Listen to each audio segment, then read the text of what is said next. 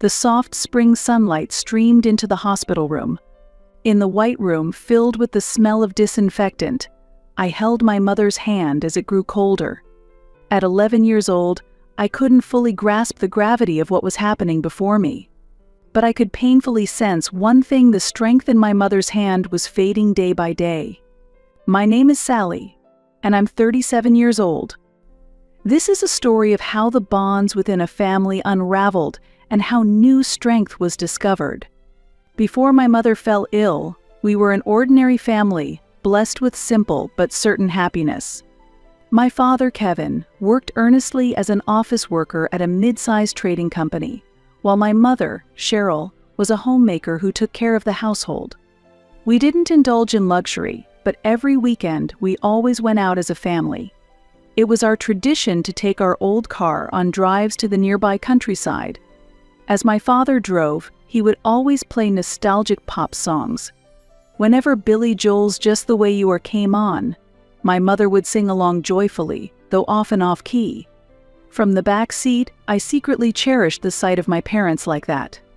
Sometimes we'd stop by a diner where I would order my favorite omelet. My mother would say, "Let me have a taste of yours too, Sally," and take a bite from my plate. These small joys were part of our everyday life. The change began during the winter of my 4th grade. My mother suddenly tripped and fell on the stairs. She laughed it off as nothing serious, but after that she started to get sick more frequently. At first we thought it was just fatigue. But as her hospital visits increased and late-night whispered phone calls continued, things started to feel different. My father's expression grew darker with each passing day, and our weekend drives became less frequent. Even the sound of chopping from the kitchen lacked the usual energy. The taste of my mother's cooking also began to change little by little. One day when I came home from school, I saw my mother crying in the living room. Startled, my mother noticed me and quickly wiped away her tears. "I'm fine, Sally. I just got something in my eye." Even now, I can vividly remember the forced smile she gave me at that moment. She never told me anything, but I could painfully sense the change in the air. My parents' conversations at night became whispers, and sometimes I could hear broken sobs. The day my mother's hospitalization was decided, my father sat me on his lap and tried to explain in a trembling voice, "Sally, Mommy is." But his words were broken, and in the end, I didn't understand anything. Still, when I saw the tears welling up in his eyes, I realized something terrible was happening. After her hospital stay began, my mother weakened rapidly. The chemotherapy caused her once lustrous blonde hair to fall out, and her cheeks became sunken. Even so, whenever I visited, she tried her best to act cheerful. "Sally, are you having fun at school? Are you eating all of Daddy's dinners properly?" I tried to answer with a bright voice, but sometimes my voice trembled. And then, that Tuesday night came. In the sterile air of the white hospital room, the sound of the heart monitor was the only thing breaking the silence. "Mommy, wake up." No matter how many times I called out, my mother never answered. My father held me tightly, and I could feel his shoulders trembling. Around us, nurses moved frantically, but the scene blurred and faded in my vision. It felt like I was trapped in a bad dream, but this was reality. The funeral was held at a church near my mother's family home. One after another, people in black clothing came to pay their respects, and I repeated my thanks mechanically. In the flickering candlelight, my mother's portrait was the only thing smiling gently. After my mother's death, the shape of our family changed drastically. My father immersed himself in work, and his time at home dwindled significantly. I often ate dinner alone in an empty house after coming back from school. Sitting before frozen meals heated in the microwave, I would sometimes remember my mother's homemade dishes and start crying. Even when I occasionally saw my father, our conversations were kept to the bare minimum. Neither of us knew how to accept my mother's absence. One day, 6 months later, my father began by saying, "I have something important to talk about." I sensed a mix of hope and anxiety in his expression, and a suffocating feeling of foreboding tightened my chest. "Sally, I want to introduce someone special today." The woman who walked into the living room was completely different from my mother. She had long hair dyed brown, flashy makeup, and designer brand clothes. From the very beginning, her smile felt off to me. "Nice to meet you. I'm Millie," she said in a sickly sweet voice as she approached me. "Your father has told me a lot about you, Sally. From now on, we'll all become a new family together, okay?" At those words, something inside me froze. The way she seemed to so easily replace my mother made me feel an indescribable anger. But when I saw how happy my father looked, I decided to suppress those feelings. After that, everything progressed rapidly. Millie and my father began going on frequent dates, acting like a young couple, and within just 3 months they decided to get married. The day my father informed me of their decision, something inside me froze again. "I've decided to marry Millie," he said, his voice brimming with excitement. It had only been 6 months since my mother passed away. In that short period of time, my father was trying to turn a new page in his life. "I'm against it." The words burst out of my mouth in a harsher tone than I had expected. My father's expression darkened. "Why? Millie is a wonderful person. She truly cares about you too," he said. But I still didn't understand her as a person. It was too soon. I wasn't ready to welcome a new woman into a house that still carried my mother's warmth. "Have you forgotten about Mom?" When I threw those words at him, a deep sadness appeared on my father's face. "Of course not." "But we have to keep living," he said quietly. The weight of his words pierced my heart. That night, I cried in my room. In the photo frame, my mother was smiling gently, as always. If she were alive, what would she say? Thinking about that, I eventually fell asleep. "Sally, your father has the right to be happy too, doesn't he?" One day, Millie said those words to me. Behind them, I felt an unspoken pressure saying, "Don't get in the way." That night, I faced my father and took a deep breath. "I'll try to accept Millie," I said. It took more courage than I had imagined to say those words. But seeing my father's happy face, I was convinced it was the right decision. It wasn't an easy choice, that's for sure. However, there are times when you have to suppress your own feelings and choose the happiness of someone you care about. Perhaps this is what it means to grow up. The wedding was held at a luxury hotel, just as Millie had wished. Dressed in a pure white wedding gown, Millie was undeniably beautiful, but every time I looked at her, I couldn't help but feel the stark differences between her and my mother. I forced a smile as I attended the ceremony as a bridesmaid. Throughout the entire ceremony, my mother's photo was never once displayed on the altar. The new life that followed was more painful than I had imagined. Millie began changing things in the house one by one. The older, homey furniture was entirely replaced with modern pieces, and the wallpaper was redone in bright tones. My mother's keepsakes were quietly moved to the storage room. "Outdated things aren't necessary for a new family," Millie said, packing away my mother's cherished items into cardboard boxes. My father just stood by in silence. One rainy day, I secretly peeked into the storage room. From a dusty cardboard box, I found an old recipe notebook. Flipping through the pages written in my mother's delicate handwriting, I saw the recipe for the omelet I had always loved. In the margin, there was a note that read, "Happy birthday, Sally." Tracing the words blurred by my tears, I let myself sink into memories of my mother. Her figure standing in the kitchen, her gentle hands holding a knife, her smile as she let me taste the food. These were treasures only I could understand, something Millie could never replace. That night, I secretly brought the recipe notebook to my room. It might have been a small act of defiance, but I wanted to protect even a small piece of my mother's warmth. After that, I began secretly taking some of my mother's belongings from the storage room. I hid her photo in my room, placing it where I could see it, and at night I would quietly talk to her. "Mom, what should I do?" There was no response, but my mother in the photo smiled gently. Not long after the wedding, my father and Millie had a baby boy named Derek. By then, I had turned 12. The arrival of this tiny new life stirred complex emotions within me. Derek was an adorable baby, with round eyes and chubby cheeks. Occasionally, he would make expressions that reminded me of my mother.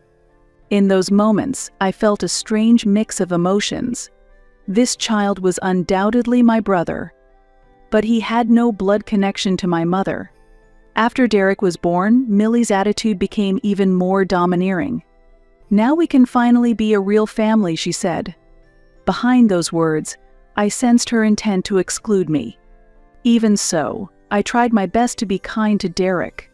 I read him picture books and took him to the park.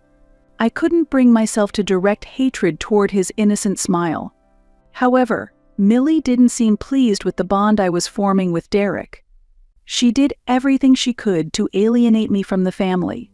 She spread rumors among relatives, claiming I had mental issues or lacked social skills. My father believed her words, and I gradually became isolated. One day, I discovered that cash was missing from my desk drawer. At a family gathering, Millie brought up my so-called shoplifting habit with a concerned tone. "Lately, money keeps disappearing from the house." Millie trailed off. "But I'm sure there must be a reason." Teenagers often have troubles they can't share with anyone. I desperately denied her accusations, but Millie's performance was flawless. With tears in her eyes, Millie pleaded, "I'm truly worried about you." Her performance drew sympathetic looks from our relatives. Afterward, strange phone calls started coming from school.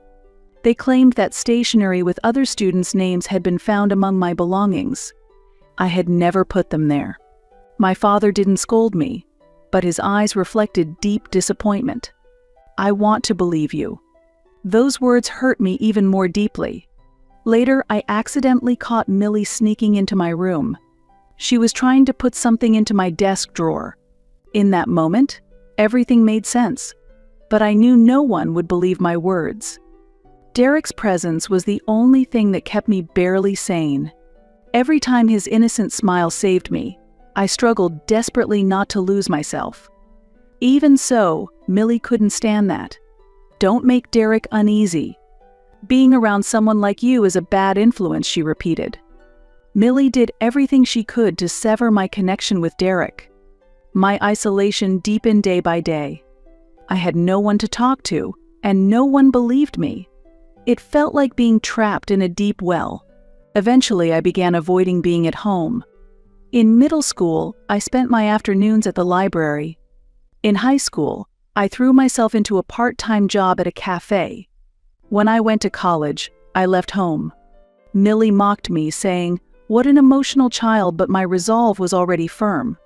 I refused financial support from my father and supported myself with scholarships and part-time jobs. Living alone was challenging, but it was liberating. I was able to decorate my room exactly as I wanted, without anyone interfering. As time passed, I got a job at an advertising agency. I kept my interactions with my parents to a minimum. I only gave updates on my life once every few years. As for Derek, we exchanged birthday cards a few times a year at most. Then, when I turned 30, I met Benton. I met him through work. His family had achieved great success in real estate development and owned numerous properties in the city. At one point, I was assigned to an advertising project for his real estate company. As we had more meetings, the distance between us naturally narrowed. Benton had a unique sense of warmth and acceptance. Even when I became overly meticulous from nerves, he gently said, "You don't need to be so tense." Those words gradually helped me let my guard down. When we started thinking about marriage, I decided to share my past with him. I told him about the conflict with my stepmother, the estrangement from my father, and the emotional wounds that still hadn't healed. After I finished, Benton held my hand gently after a long silence. "That must have been hard for you." At those words, tears spilled from my eyes. "But despite everything, you've made it this far on your own." That strength of yours is what I think drew me to you." As he said that, Benton hugged me. After we got married, Benton never pressured me to take on household chores. "Don't push yourself. Just take it one step at a time." For someone like me, who feared being expected to create a perfect home, those words were a great comfort. Sometimes, I wake up in the middle of the night, distressed by nightmares. During those times, Benton quietly rubs my back. There are no intrusive words or excessive sympathy. Simply being there and accepting my presence. "Family isn't necessarily about blood ties," Benton said one day, almost to himself. "We can build our family together. I want it to be a place where your heart can find peace." Those words made me feel as if a burden I had carried for years had slightly lifted. Benton never blamed me for my fragile heart. Instead, he gently embraced it, giving me the time I needed to heal. Sometimes I still get overwhelmed thinking about my childhood home. But Benton's words, "Take things at your own pace," give me the courage to move forward little by little. One day, a phone call from my father changed everything. "Sally, it's been a while. Derek is moving into his own place, and, well, the apartment is managed by Benton's company." I caught my breath. It was true that Benton's company owned some of the most prominent properties in the city, but I never expected my brother to move into one. "We're planning a housewarming party. I thought it'd be great if the whole family could get together for the first time in ages." The moment I heard those words, I froze. Benton's company had strict regulations for its luxury apartments. Among them was a clear prohibition against new tenants hosting parties to ensure the privacy and peace of other residents. "So, Sally, I was hoping you could handle the catering. You'll take care of it, right?" For a moment I thought about warning him, but 25 years of humiliation held me back. This might be my chance. "Got it," I replied. "I'll handle everything." I placed an order for a lavish course meal with my friend Paula, who was a chef. I told Paula that I would cover all the expenses. Looking confused, she asked, "Are you sure about this?" I smiled and replied, "Yes, it's a rare family gathering." On the day of the party, I dressed in my finest outfit and headed to the venue. When I opened the door, I saw a scene that hadn't changed in 25 years. The relatives were gathered around Millie at the center of the room. "Oh, my Sally," Millie said in her silky voice. "You came. Still as plain looking as ever. But I didn't expect you to come at all, considering your social anxiety." The relatives chuckled softly. My father wore an uneasy expression but said nothing. Sally, Derek called out to me, "Mom used to talk about you a lot. Are you feeling okay? I heard you've been struggling with mental health, and that you're not great with people." I smiled quietly. I glanced at the clock. The food would arrive in 30 minutes. "So, how's work going?" Millie asked with a sly smile. "I heard you're working at a big advertising agency. It's surprising you managed to get into a place like that. You must have been very lucky. But is there even a job you can handle with your fragile mental state?" I continued to smile silently. Perhaps mistaking my silence for weakness, Millie didn't hold back her attacks. "Well, I suppose you're doing your best in your own way. You're probably surrounded by people who help you out. Everyone must be sympathizing with you because of your illness." As the relatives chuckled hesitantly, Millie basked in her sense of superiority and kept going. "Your husband must have married you out of pity, right? I mean, someone like you, with such fragile mental health, it's not normal for anyone to want to be with a person like that." My father remained silent, staring at the floor. Derek stood beside his mother, looking visibly uncomfortable. "Oh, I'm sorry. I was just stating the truth. Am I going to be made the villain again?" Millie theatrically placed her hand on her chest. I checked the clock again. 15 minutes to go. I stood there quietly, a faint smile curling at the corner of my lips. Right on schedule, the food arrived. Luxurious appetizers, main courses, and desserts each made from the finest ingredients, custom ordered. "This is such wonderful food," Millie said. "But are you sure you can afford such expensive catering? Can your salary even cover it?" Laughter erupted again. This was the moment I had been waiting for. I pulled out my smartphone and called the apartment management company, putting it on speaker for everyone to hear. "This is property management," came the answer. "This is Sally, Benton's wife." "Oh, Mrs. Benton," the tone on the other end immediately shifted. "I'd like to confirm Clause 7 of Derek's lease agreement. Parties are explicitly prohibited, and violations lead to immediate eviction, correct?" The room fell silent, the air frozen. "Yes, that's correct. Housewarming parties are strictly prohibited. If a violation is confirmed, it results in immediate termination of the lease." The color drained from Millie's face. My father stood in stunned silence. "There's actually a party happening right now, with over 30 guests," I said. "What?" "That's..." Millie tried to interrupt. "I also have photographic evidence," I continued. "It's even being live-streamed on social media."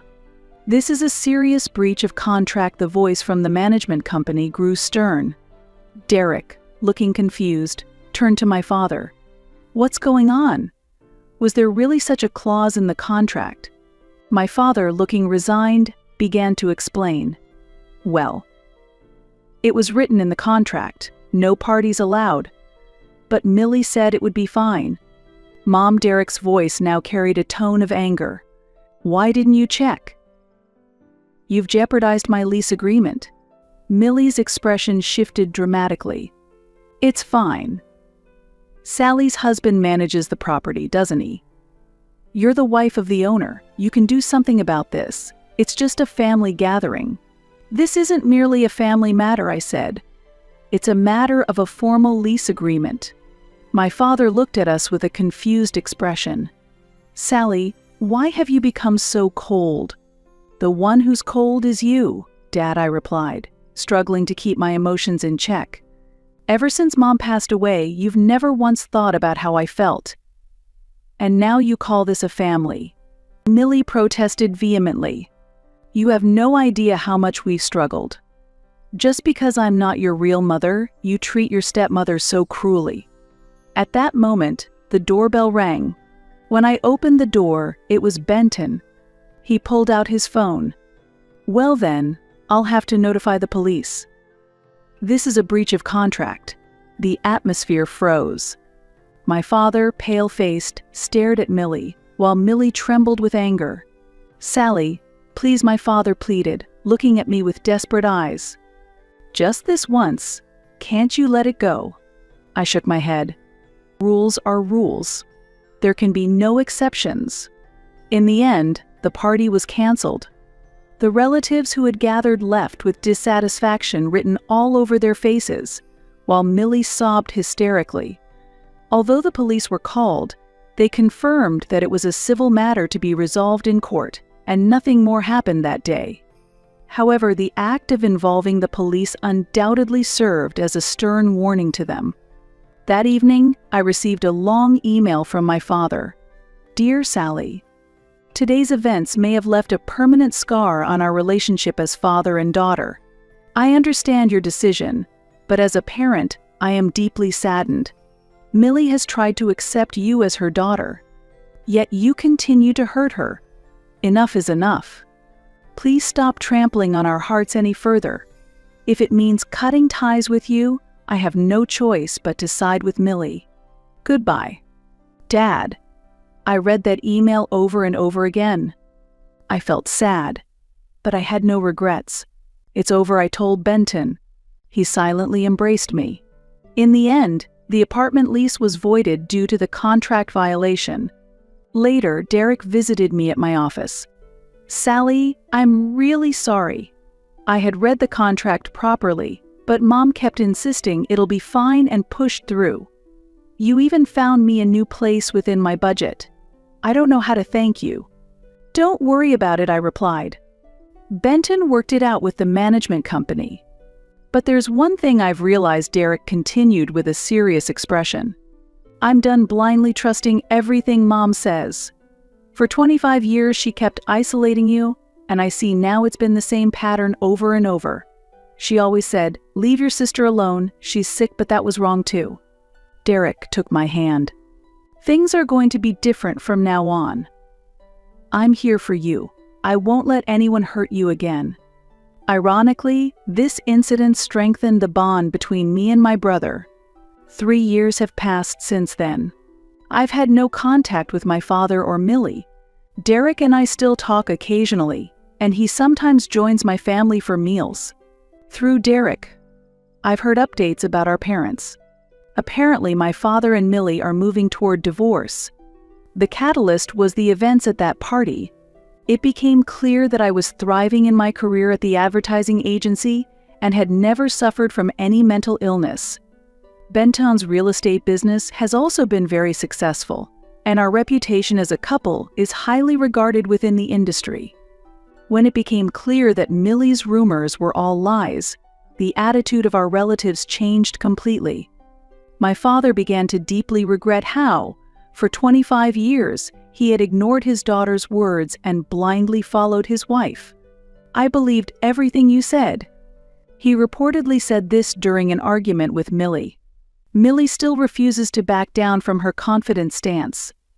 But she has lost the trust of those around her and is now isolated. Ironically, she has ended up in the same position I once was. My father has contacted me several times. His messages are filled with apologies and pleas for reconciliation. But I find myself unable to respond. While I can forgive, I know we can never return to the relationship we once had. Blood ties do not necessarily guarantee love or understanding. Now, I have my own family. In these 3 years, Benton and I have been blessed with a daughter, Lily. She has brought new joy into my life. A photo of my mother is displayed prominently in our living room. Sometimes I tell Lily stories about her grandmother. "Your grandma was a very kind person." When I say that, a warm feeling rises within me. Some bonds are lost while others are newly formed. That's what life is, I suppose. On weekends, I take Lily to visit my mother's grave. As I press my hands together in prayer, I speak to her in my heart.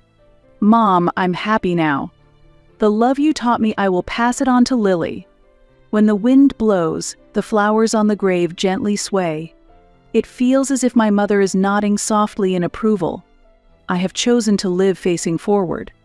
It wasn't an easy choice, but it is the right path for me.